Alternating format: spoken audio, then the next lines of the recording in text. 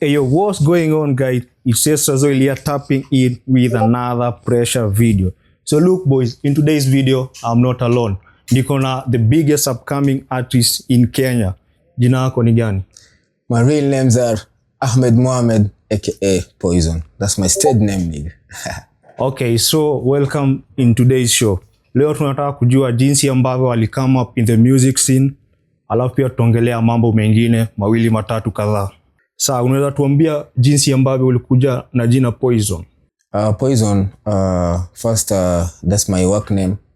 Najulikaniwa sana na hiyo jina. Nikiwa job, people call me Poison. By the way, I work with the military, but says enda zaidi kueleza what I do. But I work with the military. Na music is just ni kitu nifanya part time, leisure time, but nimeona ni boost in some ways or the other. So kitu nimekuwa nafanya for a long time. Sasa ni 2 years only. It's only 2 years I've been doing this. Nimekuwa nikianza music nikiwa Congo kwa kazi. There were some difficulties there. Na nikaamua ni delve into music. Kawa educate my friends about other things through music. Okay, yeah. So hilo jina Poison unaweza tuambia kama ni marafiki walikuambia ukuja nalo ama lilitoka wapi? Kwa sababu kama mimi naona jina langu Asra Zoil ama Asera Zoil. Yeah. Kwa hivyo hilo jina ukiliangalia hakuna mtu yeyote anaitwa hilo jina. Ukitaka kujua pali ambapo nililitoa, nilikuwa naangalia by this siwezi taka mtu yote afanye hili jambo, unanipata? Nilikuwa na watch hizi filamu za unazijua zile nasema. Yeah. Hizo filamu sitaki kusema on camera. Yeah. So kuna huyu mwanadada particular, there is this girl called, alikuwa anaitwa Adriana Chechi kama kitu kama hiyo. Kuna interview fulani hapo alipigwa, alikuwa anaulizwa pale alitoa jina, so jina lake linaanza na si ndio? So akasema alikuwa anataka akisearchiwa juu ni alphabetically type ya kwanza. So hadi mimi nikaona hiyo mimi nataka jina kayo. Although niliacha kuwatch hizo filamu, ilikuwa kitambo sana, so iko sawa. So tukitaka kujua music genre yako ambayo unafanya ni gani? Music genre. Okay, mi napenda hip hop, trap, naweza imba trap, but siwezi kuficha love song. Mimi nishinda, I can't sing a love song.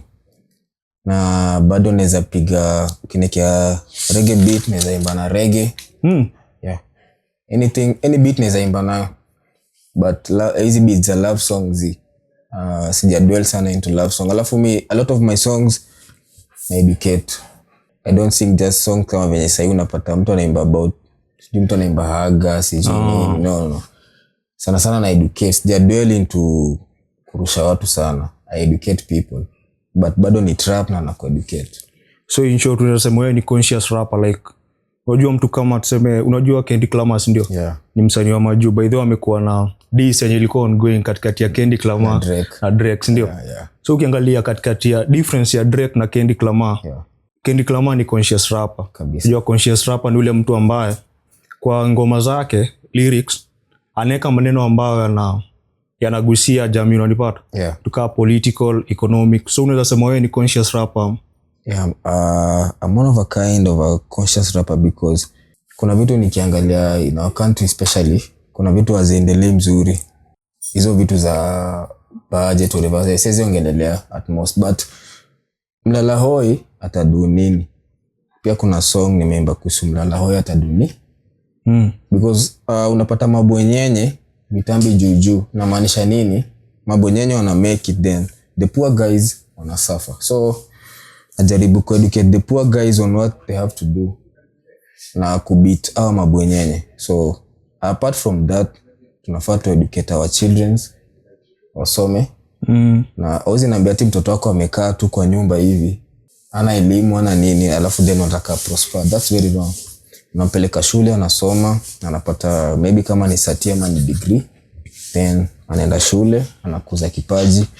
Na kitu naweza kuambia bro, say technical courses ndio zinalipa. Ufundi wa yani kitu ambacho unatumia mikono, miguu, if you're a driver, if you're a mechanic, if you're a recovery mech, kila kitu hizo ndio zinalipa say at most, electrician, vitu kama hizo. Na usanii pia bado unalipa. Yeah. Pata hizo likes, views, all those things bado zinalipa. Alafu kuna vile ukiongea hujapata muda mwingi sana mimi katikati ya mimi na wewe unanipata. So kuna vile nime notice tu wa kwanza nikaa unaongea Kiswahili sanifu. Unajua ukikompare na pale tunatoka hapa Kenya tumezoea kutumia sheng, so unasema maybe place yenye uli grow maybe stuff ka hiyo ama ka ile influence bila unaongea unanipata. So mimi ni wa Mombasa, nimetokea mahali kunaitwa Magongo. Magongo iko ndani ya Changamwe. It's a constituency ndani ya Changamwe. Ninatokea Magongo, nimelelewa Magongo. Baadaye Magongo tuko na a lot of rappers, best rappers. Especially kuna jamaa na form check inaitwa Deals. There's a guy called Deals. Kuna jamaa anaitwa ID Singer. Ni mtu mwenye tumekuwa naye mta mmoja, is a R&B, anaimba R&B, Swahili R&B. Is best in Swahili R&B. Then tuko na producer wetu pia wa mtaa, but yeye ana stay side ya Bamburi huko. Anaitwa Techniques, jamaa moja fiti, ako sawa. So ukiangalia umesema unatoka Changamwe, si ndio? So Changamwe tunasema iko Mombasa. Changamwe iko Mombasa, but kuna venye watu wanasemaga kuna outside seas na inner seas. Kuna hiyo sasa Changamwe iko outside, but bado ni Mombasa. But una get sasa Changamwe, it's a constituency in Mombasa County. So nilikuwa nataka kujua, unaona sema watu kama unajua sana wanaitwa cardinals, ndio? Cardinal najua. Sema kama inaweza kuwa correct bila mimi najua waliraiziwa place inaitwa ni Embakasi, huwa anasema hivyo walitoka place inaitwa Mkurukonjenga unanipata. So ukiangalia kwa ngoma zao huwa anaweka hizo lyrics zinasema vile maybe violence unanipata.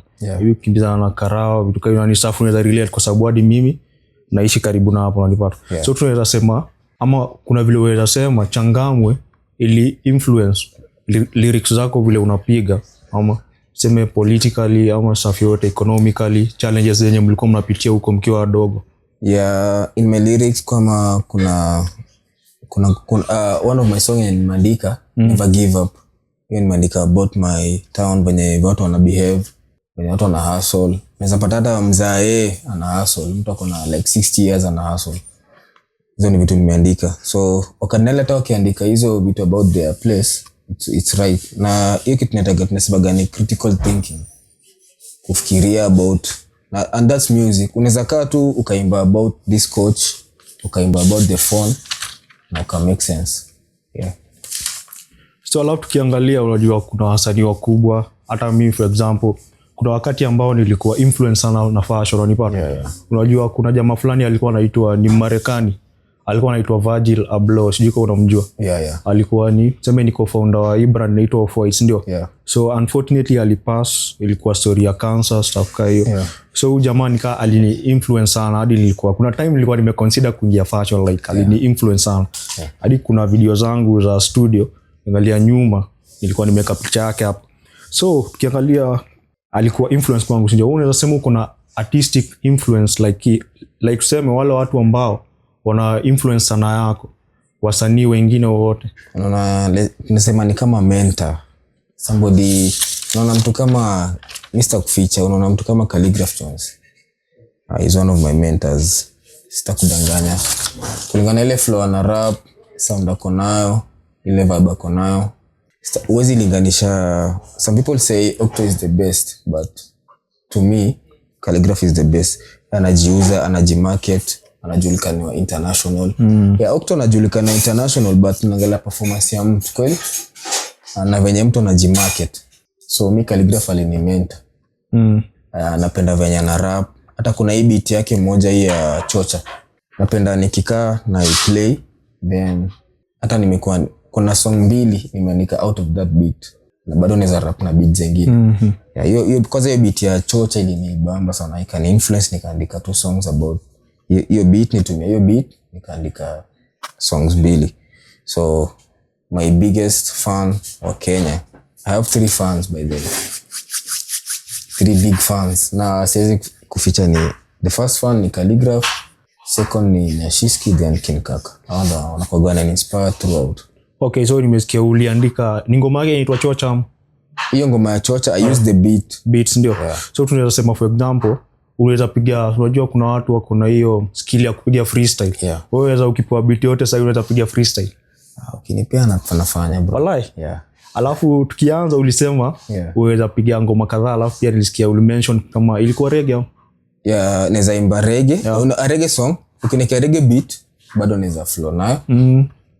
Yeah. Na bado at first tukiongea nikakwambia kuna some languages nimekuwa nikijifunza. Mimi nakoga Kirere kujua languages tofauti. Nimejua Zulu, some bit of Zulu. Hebu ngoje Zulu lijilia. Ngoje unajua Zulu ni watu wa South Africa. South Africa, ya RSA. Zulu nilikuwa kazi Kongo. Tuka interact na South Africans. Hapo sasa ndo nikaanza kujua a bit of Zulu. Yeah. Then bado nikajua a bit of Lingala. Then nikajua Lingala ni ya Kongo. Lingala ni ya Kongo. Yeah. Nikajua a bit of Indonesia. Hiyo kusalimiana hizo. Then nikajua a bit of kama sahi najifunza Chinese. Ukweli? Yeah. Chinese na kangu like hadi unaona hizo vile wanaandika hizo letter zao hizo alphabet. Ni rahisi. Ni rahisi, it's very easy. Sasa najifunza Chinese. Nimejifunza a little bit of Spain. Yani mimi nataka nijue different language. Kiluya najua kidogo. Buda hizo ni mingi like sasa nasikia niko mention ka 7 bana, mimi najua 3 peke yake. Na pia niko sure unajua nini kwa Wakongo wanajuanga Kifaransa sijui ka French jadwel sana but najua salamu, hiyo salamu. Bonjour ama ni gani wanasema gani? Comment ça va? Hizo vitu basic tu kuuliza mtu jina yake nini. Yeah.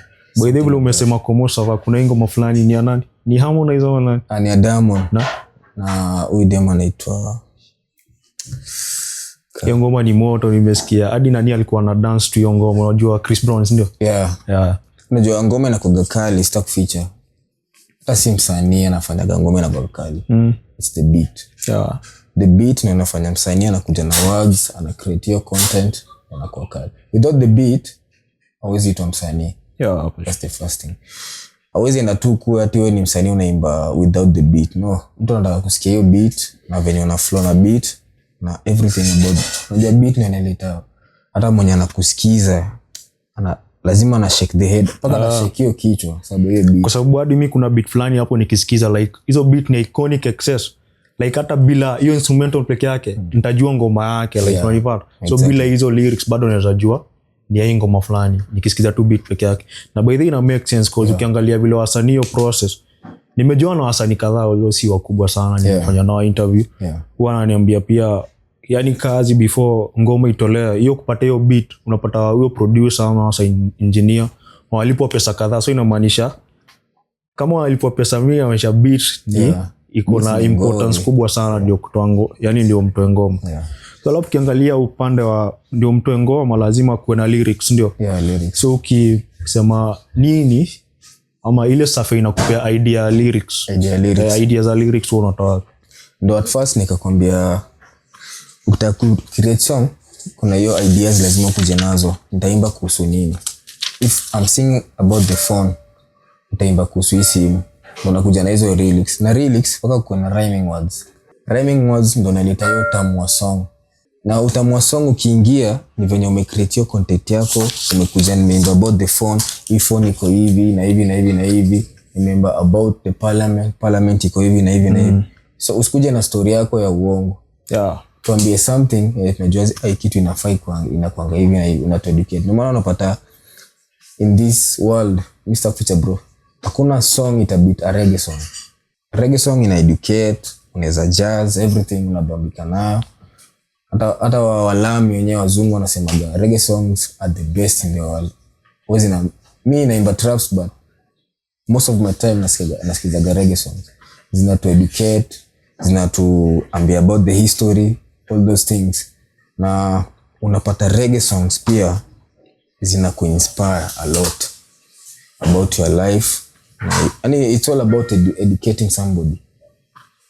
Maana nakwambia that the best in the world. Cause hadi mimi nikiangalia reggae songs zote zenye nimesikia zinaweza kumbuka miss huwa sisikizi reggae sana lakini unajua ukitembea nje kuna hit song fulani zinachezwa kwa radio unanipa wana blast kwa speaker. Kuna ngoma fulani hapo unapata nini, kuna popular artists wa reggae kama Lucky Dube ndio kina Bob Marley unanipata. So unapata ngoma zao mingi from tunaweza take from ngoma zao unapata kuna vile wako wana indulge sana in politics juu mbona like wanasema mambo ambayo, alafu ukiangalia reggae tunasema ili originate from Jamaica. Yeah, so nikawa alikuwa anasema mambo ambayo yana affect kama Jamaicans, maybe government ama stuff kai. Kama unaweza kumbuka ngoma fulani hapo ya I think ni Lucky Dube ama ni Bob Marley, siko sure, ilikuwa inaitwa ni Prism. Story kai hiyo. So ilikuwa nampenda by the way, ilikuwa na kazi yangu alisikiza ngoma zake. So unapata reggae songs, hata unapata a lot of reggae musicians walami walikuwa wapendi jua nini, wanapata wana educate Africans, mostly they're educating the Africans about ile kitu our colonies they're doing to us, vitu kama hizo. Ukikumbuka bro, there is only one show in Bob Marley alifanya in Africa. Ni time kuna nchi Africa ilipata uhuru. I think it's Libya. If it's not Libya, there is a country ili gain independence, ndo Bob Marley alikuja perform in that, because our wazungu walikata Bob Marley kuja perform in Africa. One, Bob Marley alikuwa na educate people on what the colonies are doing mostly. Kuna ngoma ya Lion, sijua ona be lion like a lion, the Zion thing. Ina explain kila kitu venye mlame anatufanyia nini, all those shit. But sasa unapata walimkazia kuja in Africa na alipata tu hiyo one chance, na alikuja hiyo only that one chance, na aliporudi the cancer thing ikam affect na akapass. Na kufuatilia hiyo story ya the cancer thing, watu wanasema alikuwa injected, but no, alikanyagwa kwa akicheza ball. Alikuwa anacheza ball na wazungu kuna jamaa mmoja akamkanyaga kwa the toe. Alipomkanyaga, I don't know, it's God's plan, but I don't know what happened, ndio hiyo cancer ikaku. Also tunaweza sema like ni jambo ambalo lilikuwa related na kwa plan na stuff kayo maybe, lakini hautajua. You can always jua vitu. Tunasema tu ni rumor, tunaacha rumors. Tunasema people say he was injected. No. Kifuata ukweli kuna mwenye alimkanyaga ukicheza ball. So always jua hiyo nut, maybe ilikuwa na infection and all those things. You don't know about it. Alafu kwa kila msanii kuna jambo moja lazima tuongelee, fashion. Kwa sababu unajua ukijirepresent kama msanii, watu wanakuona vile unavaa, vile unaenda stage, vile unatokea, unanipata. So wewe unaweza sema nini kuhusu fashion, vile inakusaidia ama vile inachangia kwa ngoma yako, kwa ngoma zako? Nilikwambia nimewahi kwa Kongo, si ndio? So nilipokuwa Kongo nilikuja nikaona wanapenda kuvaa hizi vitenge. Mostly. Na nilicheki vitenge ziko best. Na mimi napenda kuvaa vitenge. I also have my one suit yenye nishonesha kitenge. Mostly nikienda kwa occasions na vaa kitenge because one ni traditional. Inaku represent as an African. Una appreciate your tradition na kila kitu. Unaweza amua, si lazima umeingia ati kwa show umevaa Air Force, umevaa LV, umevaa CG, DNG, hizo. Si lazima uvae hizo label, mtu anajua ati jamaa ameingia kwa Nike. Piga something simple. Hata walami wenyewe wanapenda kuvaa vitenge. Na inakuonyesha you are good about your culture, una follow your culture, all those things. So alafu umention vitenge, by kuna hizi suti fulani nini wazaa alikuwa anavaa ama, but I think bado ziko zenye ni suti. Kuna suti zenye zinaitwa kaunda suit. So sijui zinakuangalia na kuna pattern maybe ni white hiyo na pita hizo nazo zilitoka wapi ama unajua kitu chochote? But they kama unajua kaunda suit are one of the most expensive suits. Wala usisikie tu ati jina kaunda suit. Kwani our president anavaa nini? Ruto mostly anavaa hizo kaunda suit. Ukiangalia ni na the expensive kulingana na material. Unajua material ina matter venye umevaa, material unavaa. Unaweza kuwa umevaa LV na mimi nimevaa LV, lakini ukiangalia material yako ni kali kushinda yangu. Unapata our president anapiga hiyo kaunda suit, but unapata hiyo kitu ina material inafanya na glow. Na unapata tajiri hizo buttons amekuwekea gold buttons. So alafu tukisema kuhusu maneno ya kaunda, lazima iko hiyo pattern moja iko na nia white ama pia zinakuja kuna na plain? Different patterns. Kuna different patterns. So mimi najua moja peke yake. Kuna different patterns. So alafu tukiangalia kwa ngoma, ukiangalia tu kama kina Brooklyn Boys ndio. Like nil notice nilikuwa napitia Instagram yao, nikaona kwa Brooklyn Boys kuna jamaa, ni majamaa wawili ndio. Alafu maybe kuna wengine supporting wa kuwa hype stuff kaya ndio. wa kwanza I think ni Mr. Right, alafu kuna AJ ndio. Yeah. So ukiangalia Mr. Right I think juu wao wanafanya drills ndio. Kuna sometime ukiangalia page yao hadi I think wako na page dedicated to your stuff. Yeah. Wana engage in some sort of activities. Yeah. Tuseme wako na dirt bike, wanapiga hizo maskill, wanapata hizo activities. Maybe zina relate na drill wanafanya. So nilikuwa nataka kuuliza for example, wewe activity gani yenye unaona ni kama unaweza i-associate na ngoma zako zile unafanya? Ngoma zangu first, my activities na the first thing napendaga I like cycling. Yeah. Kitu ingine napenda kufanya seti napenda but I am a mixed martial art. Wallahi. Yeah. Hebu fanya kitu moja martial art. I mixed martial art. Naweza piga mtu jab, naweza piga uppercut, naweza throw the knee, elbow. So wewe tuseme sasa kujipata kwa street against watu wawili. Unaweza kaji wawili naweza watake but watu watatu itakuwa noma sana. Itakuwa noma, you should work hard on that. Work hard ni vipi? You beat the two guys who back in the same nakupata. Yeah. By the way kuna movie fulani hapo niliona I think ni series. Yeah. Kuna technique fulani walikuwa wana portray hapo. Like unapata kuna ilikuwa ni kijana ama ni ilikuwa serial. Yeah. Ni madaras ndio aliingia kwa sema ni convenience store kaka duka hivi ndio. Kwa hiyo duka kulikuwa na sema for example kulikuwa na older people ndio, grandmother na fathers ndio. Alafu kulikuwa na younger people. So kuna technique fulani alitumia. Ni kama aliingia hapo akashoot the younger person wa kwanza. So vile walikuwa na analyze walisema like nika ali terminate the younger person cause huyo ndo angeoffer resistance unanipata. Yeah. So kuna hizo some sort of hizo techniques kwa kupigana na stuff kai. Alafu kwa kupigana unaona kama height inapea mtu advantage. Unajua sasa kwanza msemo mwenye ana height, kitu cha kwanza disable his stance.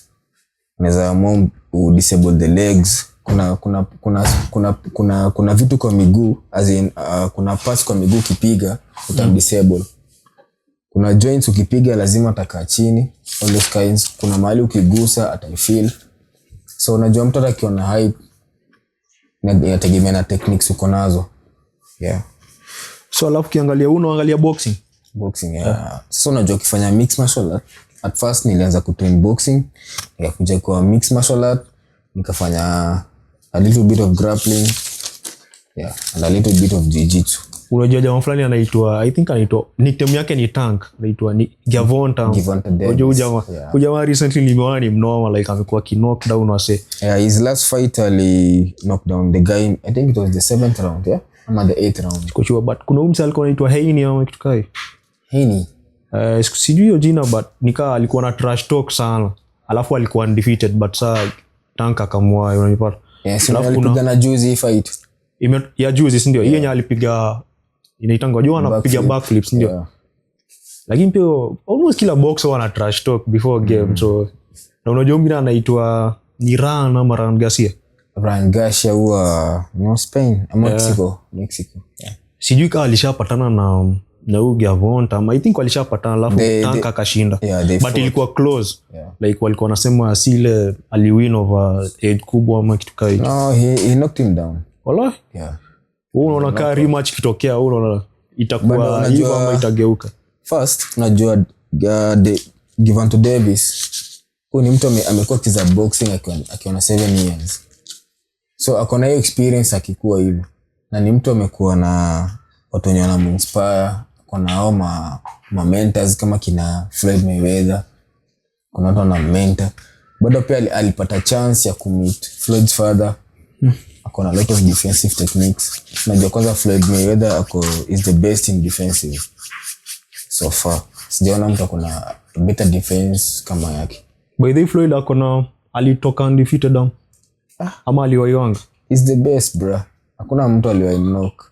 Lakini mimi naona angeendelea kuna msange umchuja. No, his defense is the best bro. Sasa mimi nakwambia. Huyo jamaa defense yake iko sawa. No one can beat his defense. And he's always very patient. Unaona hata hii fight ya juzi ya Gervonta Davis aliacha Martins ampige. Unajua kuna techniques wa boxing. Ukiwa umeenda many rounds mpaka utokashia opponent. Unafaa unamu-exhaust. Unamu-exhaust. Na unapata chance sasa. Hata pia uko na gas yenye unaweza naye 12 rounds kama ni 10 rounds hivyo. Yeah. Lakini boxing nao unaonekana inahitaji stamina kimpango. Boxing iko na a lot of training bro, sitakudanganya. So tukiangalia Kenya kuna of course kuna different music genres ndio. Yeah. For example kama kuna fulani hapo nimeona ina boom sahi sana inaitwa urban tone. So huko na unaweza fanya urban tone ama unafikiria nini kuhusu urban tone? Kuhusu urban tone guys, sitakudanganya bro. Mimi nilipenda style ya Khaligraph sababu gani? Unajua Khaligraph ni mtu anaweza ingiana na anything. Unataka Khaligraph sahi, unajua Mombasa kuna hizi songs za taarabu. Sijamdi respect but Khaligraph ni mtu hata kumwekea beat ya taarabu ata flow na kumwekea beat ya wamejikienda let's say like Giriama za ata flow na kumwekea Wajaka ata flow na beat ya Kamba ata flow na. Yaani ni mtu na msanii unafaa uko hivyo. Seti kuna beats unachagua no. Unaweza enda mahali maybe let's say like kwa interview. For example unaweza kwa interview akwambie piga freestyle ndio beat hapa na uchague ndio. Yeah, huwezi choose any una flow una adapt. Yeah. So alafu tukiangalia Kenya of course kuna artist wa big sana. Kama for example mention Khaligraph ni mentor wako alafu pia mention Nyashinski ndio. So ukiangalia all time unaweza mention wasanii wagani watano wenye ni top 5 wako? Top 5 all time from kitambo hadi sai. All time from kitambo. Mr. Feature bro. I stand with the 3 guys nilikwambia Khaligraph, Nyashinski na King Kaka. Then kuna wawili. Moja ni kuna msee wa mtaa anaitwa Deals, then kuna Eddie Singer. First Eddie Singer amekuwa kini inspire a lot. Amekuwa akiniambia usigive up in music. You should be writing a lot. Hata kama una time ya kurecord, andika. Lazima uko na hiyo content. Then ukienda kwa kurecord, kila kitu kwa sawa.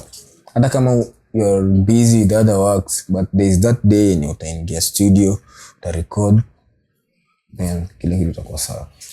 So alafu tukiangalia hiyo umesema ni wako watano all time. So of course sahi kuna youngsters upcoming wenye wana boom sahi. Kama ya mention moja kuna Lil Maina hapo.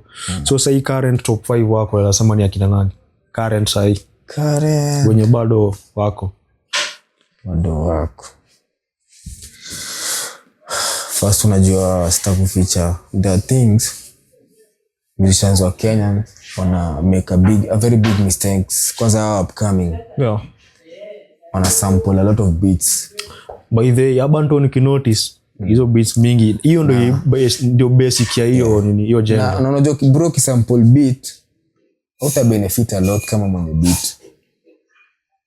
There's that thing YouTube ndio maana YouTube wanajua there are people like those watafanya vitu kama hizi. So na ikitokea lazima tugawanye hiki. Kuna mwenye huyu alikuja na hii mwenyewe alafu kuna mwenye ametumia. Watakugawanyia katikati. Wewe utakula hii, kuna mwenye beat anakula hii. So the best thing ni kuja na your own beat na create your own shit. Seti lazima utegemea beat ya mtu ndio kuja na create kitu. Na ndio a lot of Kenyans say tunafanya hiyo mistake. Sampling that's the worst thing msanii anaweza fanya. But kama mtu anaona it's okay, mtu anafanya venye amezoea. By the way hiyo safa haijaini ba for example unaona mimi mwenyewe nikitunga ngoma si ndio? Unapata ama si ngoma nikifanya hizi video zangu. Unapata for example nimefanya kila kitu like mimi ni solo creator, kuna editing, kuna hiyo kudirect, alafu mimi ndio pia kwa kamera. Alafu at the end unakuja unapata juu unatumia tu ngoma moja unapata ya mse. So inabidi mmesplit. So mimi naona nataka kuwa original like kila kitu iko yangu. Ama nikitumia ngoma mse nimeitumia legally on through consent yake unapata. So hiyo stuff ya kugawana alafu inakuanga hefty like ukicopy strike nini yako video unapata ule mwenyewe ngoma hata kama umetumia hata kama ni sekunde 5 alafu wameidentify unapata yeye ndo atapata big shares na bigger share. Hata unaweza ban hiyo song yako. Utaiban out of YouTube then utakuwa umeenda loss. Umeinvest a lot of things, umelipa producer kukuna hiyo beat. Maybe umeshoot video, director amekula kitu yake, then unasikia kitu imebaniwa. Si kitu poa. Uenda kwa producer mwambie mimi nataka beat yangu ikuwe design fulani na fulani na fulani. Producer anajua kazi yake. Ile kitu atafanya. Alafu unamwambia mimi nafaa niimbe hivi na hivi. Na producer ndo atakwambia unafaa uimbe hivi, kwa hii bars unafaa uimbe hivi na hivi. Najua Staff Feature a lot of producers they direct musicians. kudirect aje, anamueleza venye anafaa ingie kwa hiyo verse. That's the work of a producer now. So alafu tukiongelea hapo, umesema kuna producer, alafu mimi pia najua kuna jamaa fulani anaitwa sound engineer. So mimi si uko into music sana, so nilikuwa nataka kujua tofauti katikati yao wawili ni gani? Producer and a sound engineer. There's no difference. There's not that big difference. Producer is not producing the audio ama the beat. Producer ni mtu mwenye ana create your beat, anaiproduce, anapea msanii, then bado ana correct. Kuna mahali maybe tempo iko juu hivyo, vitu kama hizo, yeye ndo ana correct hizo vitu. Then sound engineer is the one coming with the ideas and the things to be done about the beat. Yeye ndo ana create hizo venye inafaa ikuje. Yeye ndo akona hizo instruments. No. First making a beat. Kwanza ukiitwa producer man, jina producer unajua ni it's a big name. Iko na weight, no? Iko na weight man. Yeah. A very big weight. Very big one because ndo na usitumie hizo tutorials ziko kwa hizo samples ziko kwa hiyo app yako maybe, no. Tufanye vitu live, pigie drums, pigie guitar, pigie piano, all those shit. Unafanya vitu live, ndo producer. But usichukue ati vitu nyeziko kwa app hizo loops nini, no. Tufanye kitu live. Kuhusu, of course, kila creator, kila artist lazima utafute wakati wa kufanya sanaa yako, si ndio? Yeah. So unasema time gani ndio wewe unafanya sanaa? Ama for example, sasa unafanya ngoma full time ama kuna kitu kingine unafanya? No, sifanyagi full time. I have another job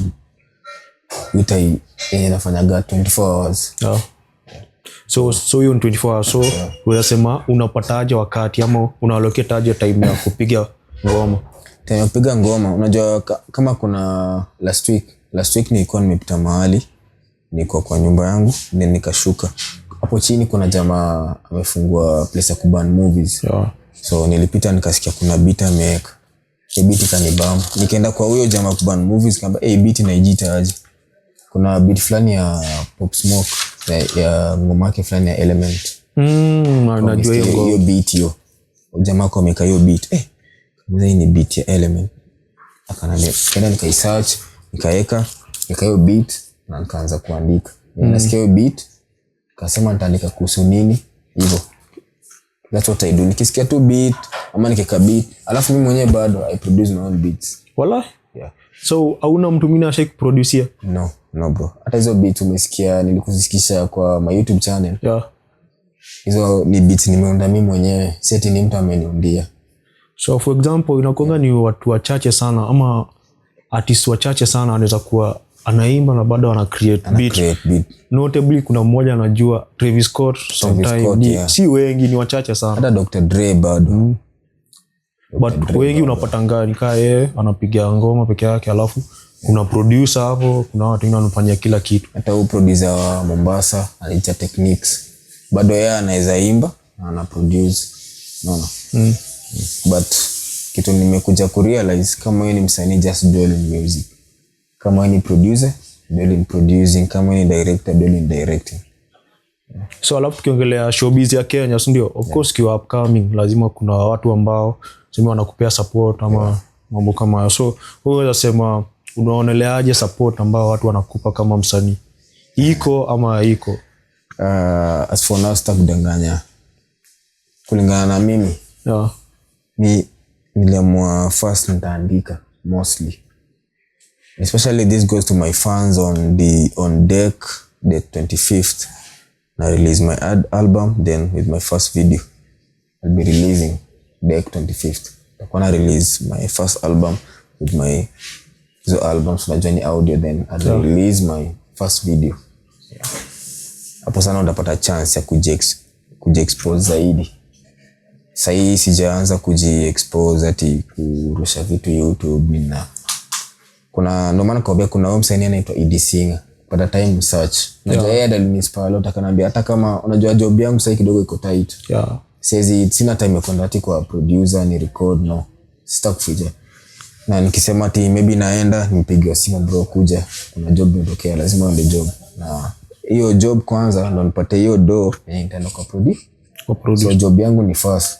So wewe msanii kanambia kweli bro unaweza rap hivi vitu hivi, so kitu naweza kuinspire nayo, andika, chukua kitabu, andika, write.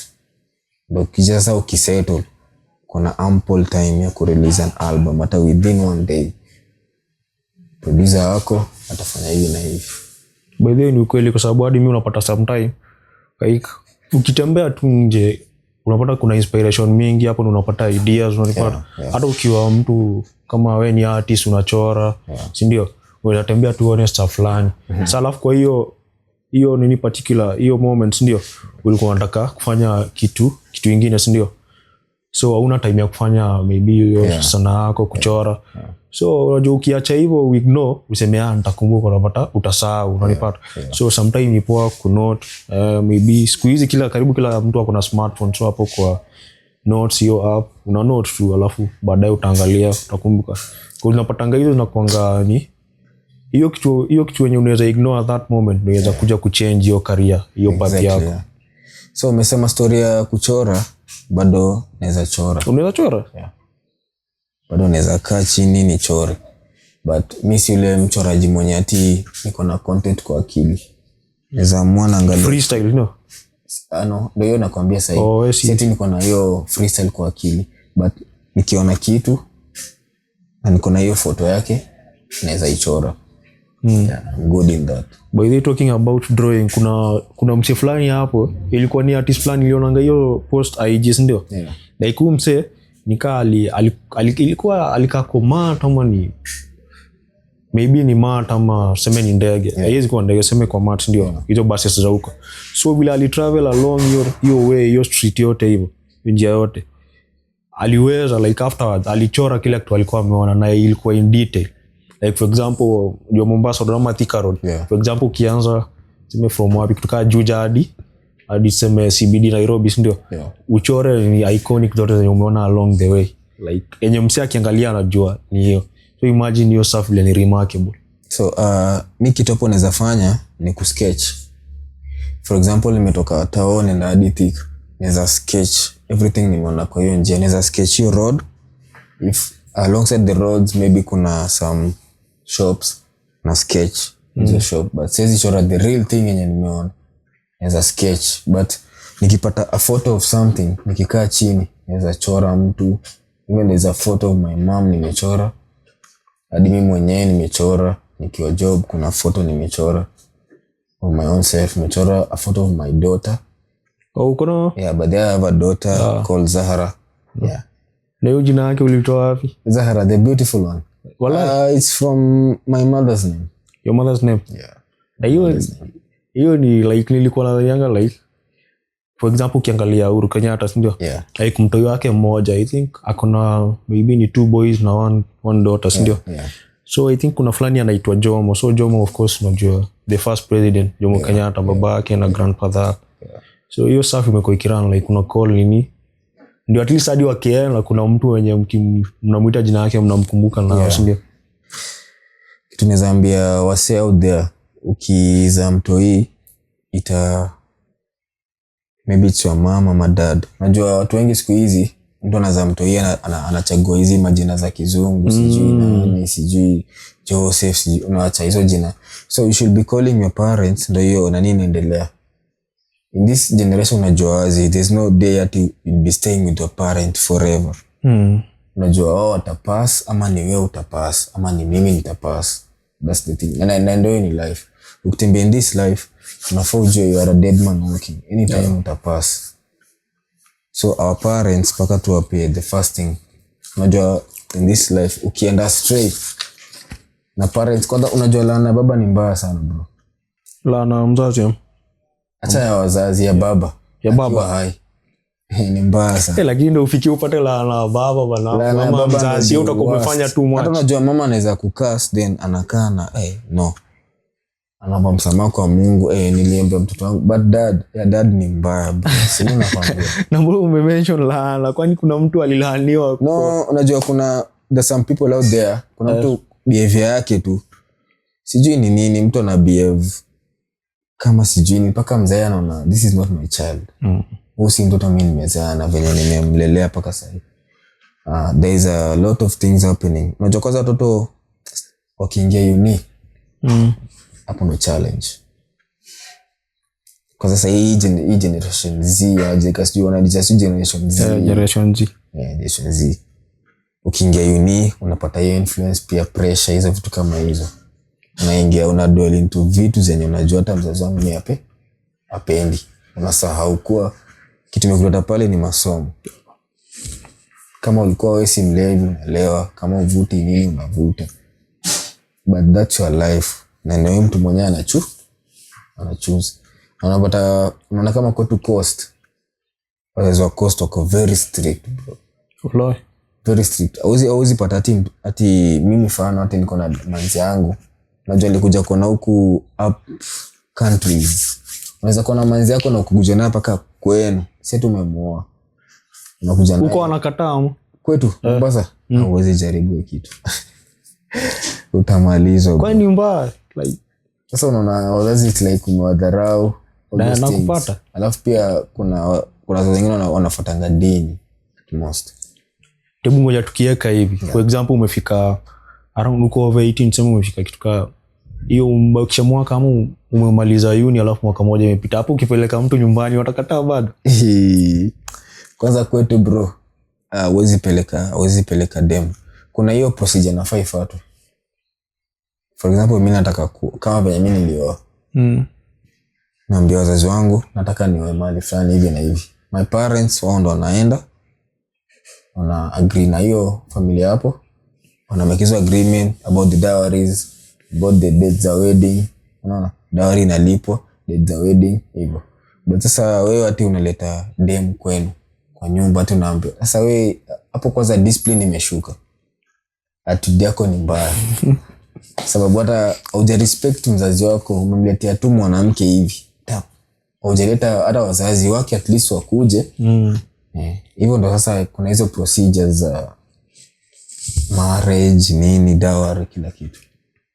But naweza kubaliana kwa sababu ukiangalia like for example Nairobi, unajua Nairobi tuseme originally vile wanasema ni Maasais ndio walikuwa wanakaa hapa, ndio wanasema hivyo originally, ndio.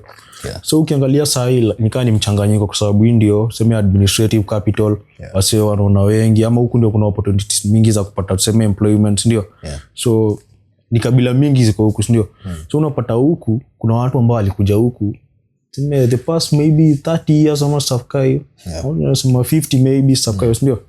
So kuna watu ambao walilelewa huku alafu pia watoto wao, so inakaa nika huku ni kwao. So ukiangalia huku nikaa hakuna ina differ na their origin. So hiyo stuff ya traditional like culture hakuna, imepotea.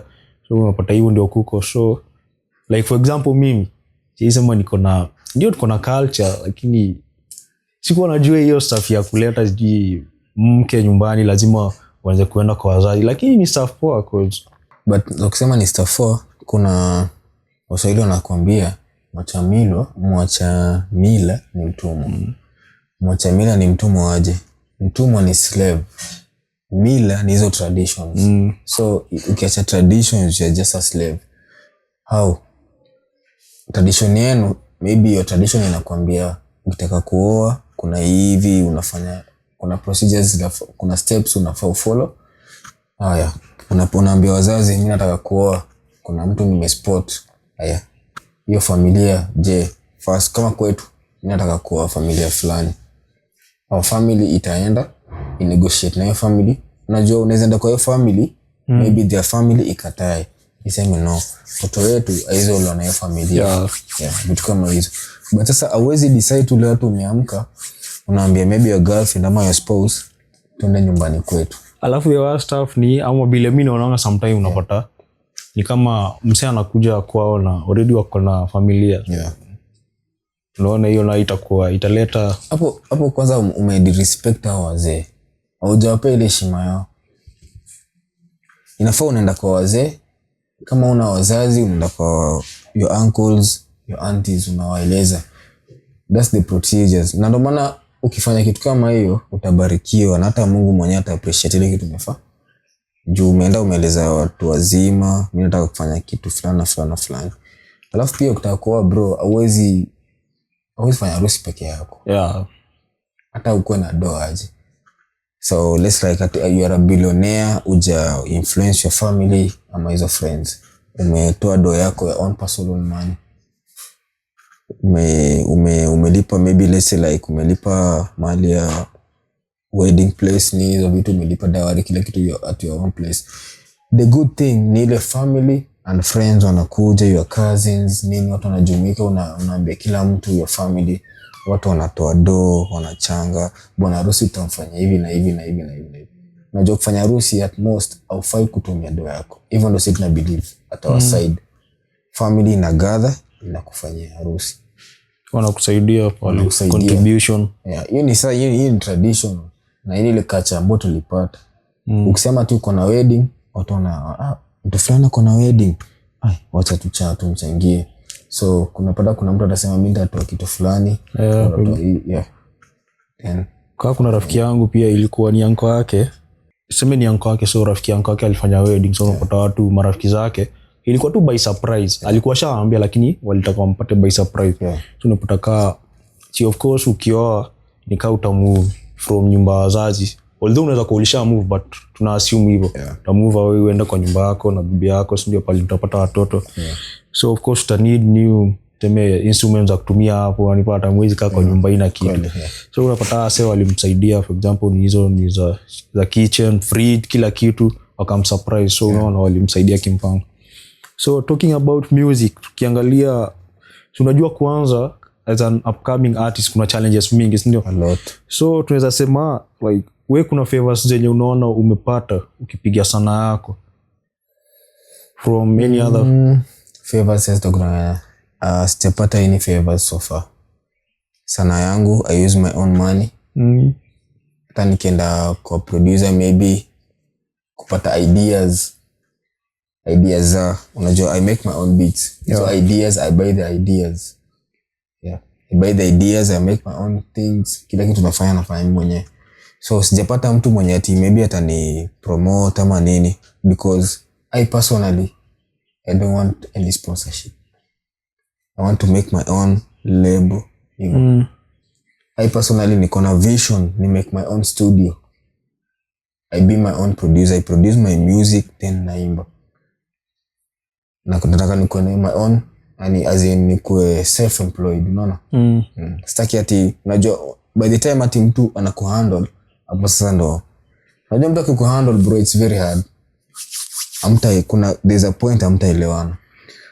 Cause hadi mimi nimekuwa nikiona for example unapata artists kadhaa kuna hizo story wamefollow out na label yao.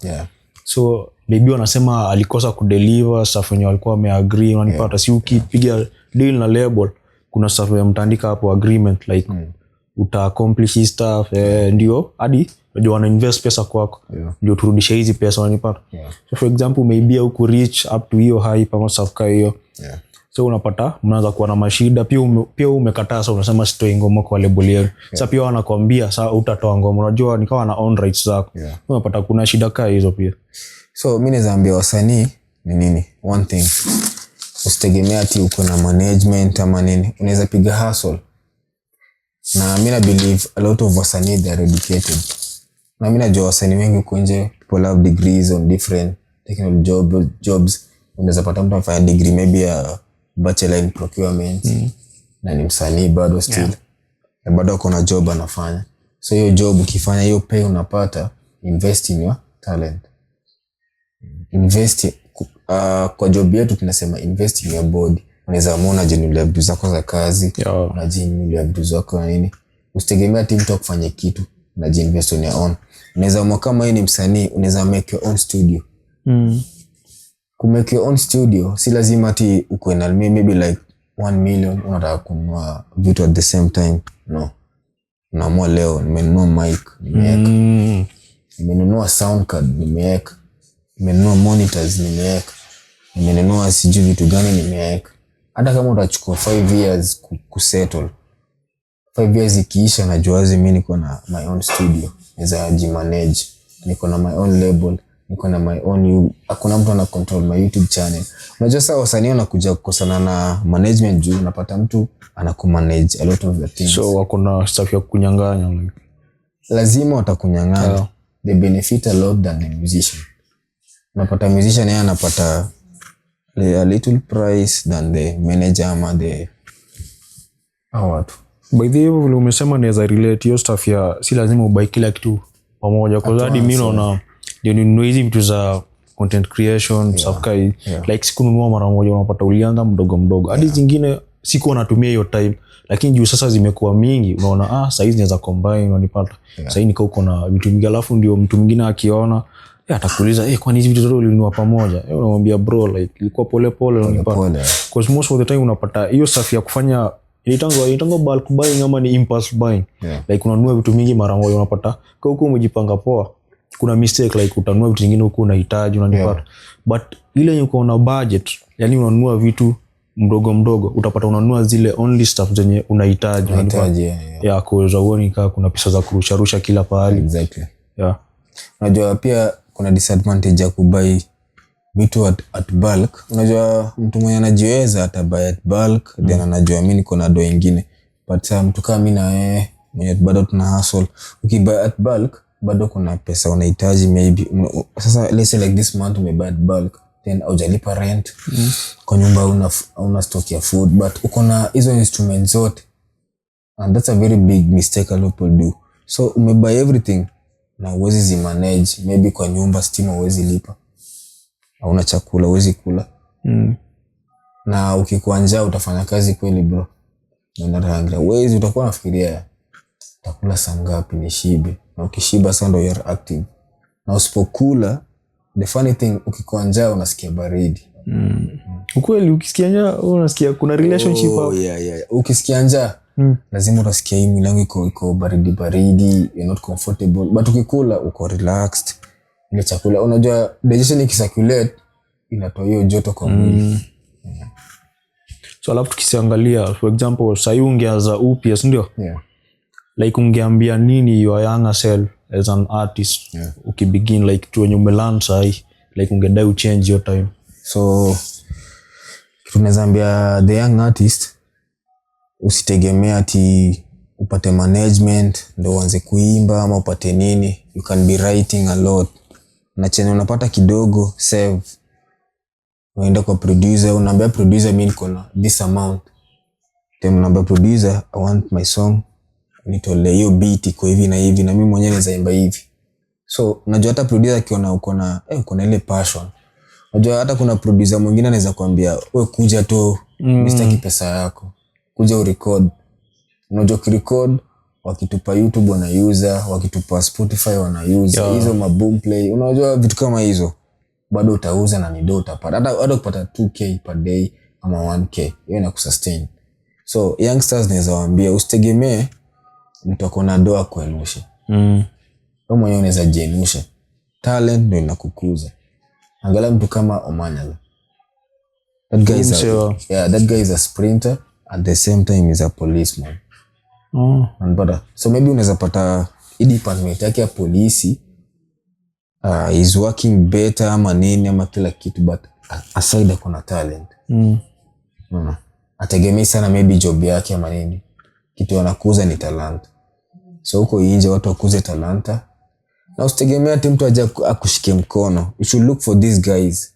Unajituma, unatafuta producer, unatafuta director, unatafuta management, cause opportunities zinaenda kwa wenye pia wanazitafuta. Wenyewe swali la kwambia anaitafuta hachoki, na akichoka ashapata. So unajituma kama unaona, unajiexpose, unaenda kwa wase. Unaona kama mimi nikiwa job naweza kana maboys wangu wananikia beat na flow, na unabambika na tuna push the day 99.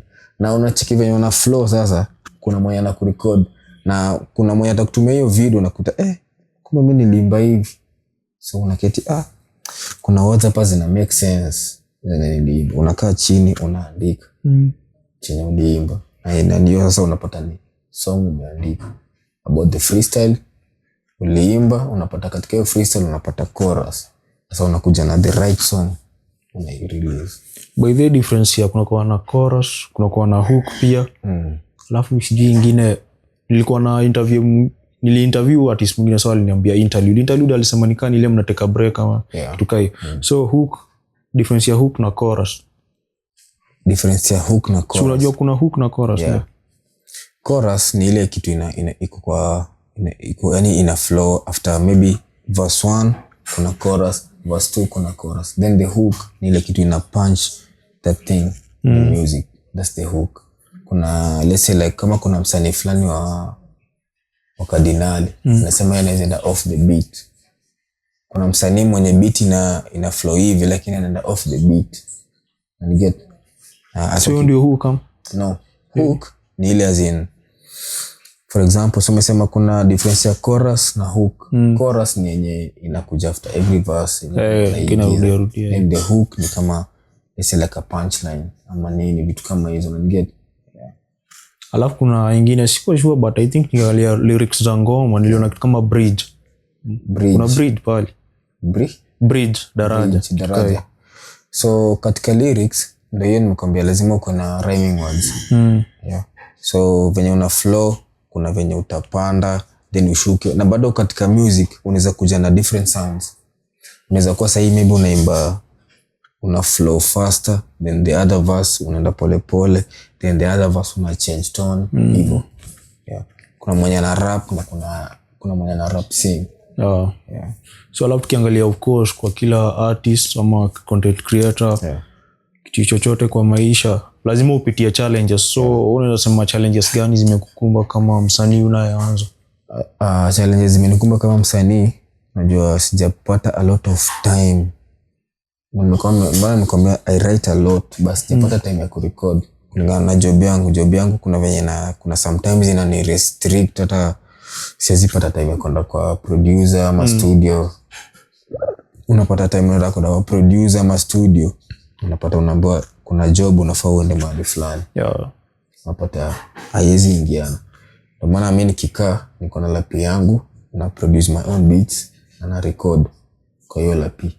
So nikirecord kwa hiyo lapi, time nitaenda kwa producer, naambia producer nataka beat kama hii, namuonesha content yangu yenye nilifanya, anani correct, ananiambia nafaa nifanye, and at the same time bado si ameshani correct, sitaenda ati ni make my own things. Lazima nitaka kwa producer, I'll make the product kwake, nitaimba kwake, I'll do everything kwa nani yake. Mimi kazi yangu ni kukuja na beat yangu then na flow, nikienda kwa producer naambia mimi niko na beat yangu niliunda, nafanya nataka iko the same thing kama hii, producer ananiambia the same thing then mimi na flow. Sasa hapo kutakuwa na bargain because ushamuonyesha like ile design unapata, ama bado atakucharge the same? No, hizi ni charge the same juu mimi nimekuja na content yangu, si ati yeye amenipea content yake.